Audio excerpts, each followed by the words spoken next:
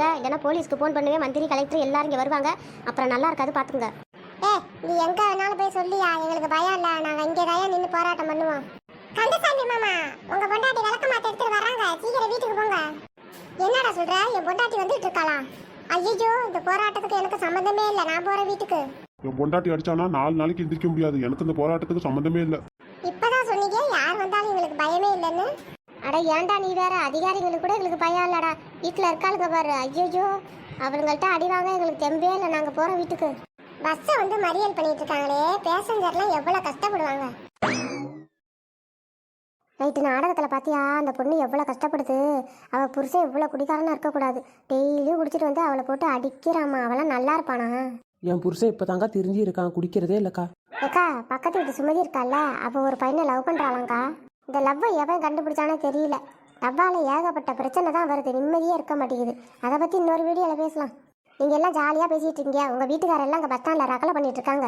நிஜமாவா சொல்கிற? ரகலை பண்ணிட்டு இருக்கானா? அவன் வீட்டுக்கு வரட்டும், இன்னைக்கு பேசிக்கிறவன். அட பாவி, நான் குடிக்கிறதே இல்லை, திருந்திட்டேன்னு சத்தியெல்லாம் பண்ணானே. வீட்டுக்கு வரட்டும், அவனை அடிக்கிற அடியில் எலும்பு தோல்லாம் உரியிற மாதிரி அடிக்கிற மாதிரி. இந்த குடிகார பயலுங்க என்னைக்கு தான் திருந்துவானுங்களோ தெரியல.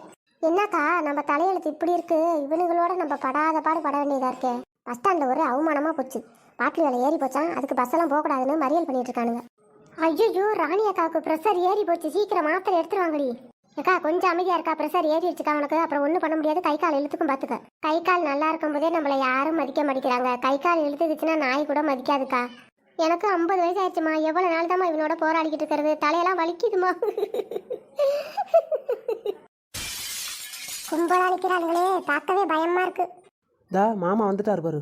அட பாவி சண்டாளா, உன்னை நம்பி என் வாழ்க்கையே வீணா போச்சுடா. தெரியாம பண்ணிட்டேம்மா, மன்னிச்சிருமா.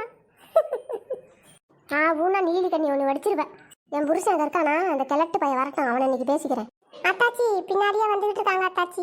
ஏக்கா, இவரை முன்னாடி விட்டு நம்ம எப்படி நடந்துக்கிறோன்னு பார்த்துட்டு சொல்லி அனுப்பிச்சிருப்பானுங்கக்கா. அவனுங்க பொல்லாத பயலுங்க வரட்டும். அவனுங்களை இன்னைக்கு அடிக்கிற அடியா பாரு. என் புருஷனுக்கு தான் அடி. அவனுங்களெல்லாம் அடிக்கக்கூடாது. அடிச்சு அடிச்சு அவனுங்களுக்கு மறத்து போயிடுது. பேசாம இருங்கடி. நம்ம பேசுகிற பேச்சில் அவனுங்க அந்த பக்கமே திரும்பி பார்க்கக்கூடாது. அப்படி பேசணும் அவனுங்களை. நாக்கப்படுங்கிற மாதிரி 4 கேள்வி கேட்குற மாதிரி அவனை ஏமாற்றி கல்யாணம் பண்ணி வச்சுட்டாங்க. நல்லதான் வல்லதான் ஊருக்குள்ள ஒருத்தன் தான் உத்தமன்னு. இப்போ தானே சொல்லிட்டு இருந்தேன் நாடகத்தில் அந்த பொண்ணு எவ்வளோ கஷ்டப்படுது. குடிச்சிட்டு வந்தால் புருஷன் போட்டு அடின்னு அடிக்கிறான்னு. நம்ம வாழ்க்கை அதுக்கு மேலே இருக்குது. நம்ம வாழ்க்கை எடுத்தால் 100 எபிசோடு எடுக்கலாம் போல இருக்குது. முதல்ல நம்ம முதுவை திரும்பி பார்க்க முடியல, அதுக்குள்ளே அடுத்தவங்க முதுவை திரும்பி பார்த்துக்கிட்டு இருக்கோம்.